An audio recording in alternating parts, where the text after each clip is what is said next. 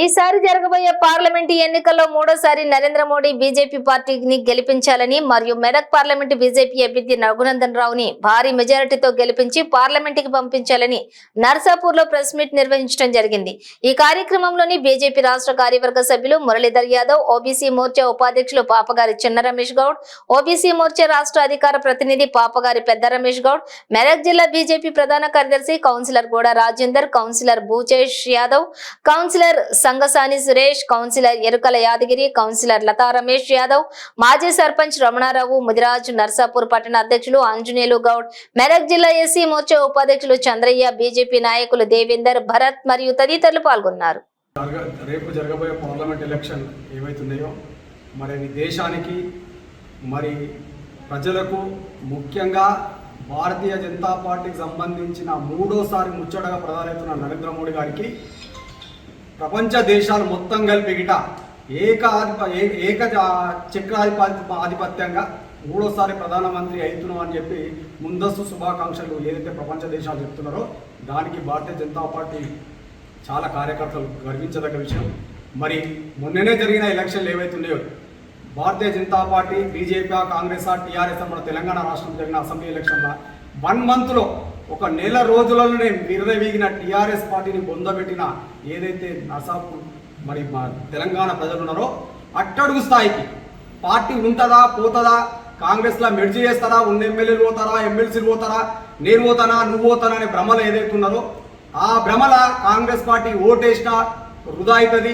TRS పార్టీకి ఓటేసినా వృధా అవుతుంది। మరి ఈ 2 పార్టీలకు వేసినా అమ్ముడు పోతారు కాబట్టి భారతదేశం ప్రధానమంత్రి ప్రపంచ దేశాలు ఎట్లయితే చూస్తున్నాయో మెదక్ పార్లమెంట్ అభ్యర్థిని రఘునందన్ రావు గారికి ఓటేసి ఒక్కసారి మళ్ళా మెదక్ గడ్డ మీద బీజేపీ జెండా ఎగరేయాలని చెప్పి ఆశిస్తున్నాం। 2024 పార్లమెంట్ ఎన్నికల్లో ముచ్చటగా మూడోసారి అబ్కీ బార్ 400 పార్ అనే నినాదంతో అయితే ప్రజల్లోకి వెళ్తున్నామో భారతీయ జనతా పార్టీ ప్రజలు కూడా సంపూర్ణమైన విశ్వాసాన్ని నరేంద్ర మోడీ నాయకత్వంలో చూపిస్తున్నారు। ఎందుకంటే దేశంలో ఎలాంటి హింసాత్మక సంఘటనలు కానీ మత కలవలు కానీ పూర్తిగా నిరోధించడంలో విజయవంతంగా పనిచేస్తున్న మన గౌరవ ప్రధాని నరేంద్ర మోడీ నాయకత్వాన్ని అన్ని వర్గాలు కులమతాలకు అతీతంగా ఈరోజు ముస్లింలు కూడా బ్రహ్మరథం పడుతూ తప్పకుండా నరేంద్ర మోడీ నాయకత్వం ఈ దేశానికి ఉండాలి, నరేంద్ర మోడీ నాయకత్వంలో దేశం ముందుకెళ్తుందనే ఒక ఆలోచనతో అబ్కీ బార్ 400 పార్ అనే నినాదంతో ముందుకు పోతున్నాం। అందులో భాగంగానే మెదక్ పార్లమెంట్లో కూడా తప్పకుండా భారతీయ జనతా పార్టీ జెండాను ఎగరవేస్తామని ఈ సందర్భంగా తెలియజేస్తున్నాం। నర్సాపూర్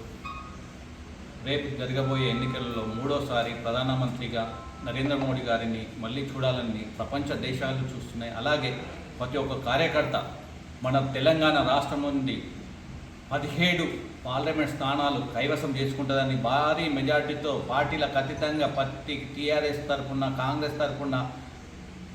భారతీయ జనతా పార్టీకి ఓటేసి నరేంద్ర మోడీని ప్రధానమంత్రిగా చూడాలని చెప్పి అన్ని పార్టీలకు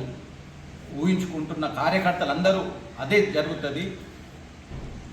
భారతీయ జనతా పార్టీ తరఫున హృదయపూర్వక ధన్యవాదాలు।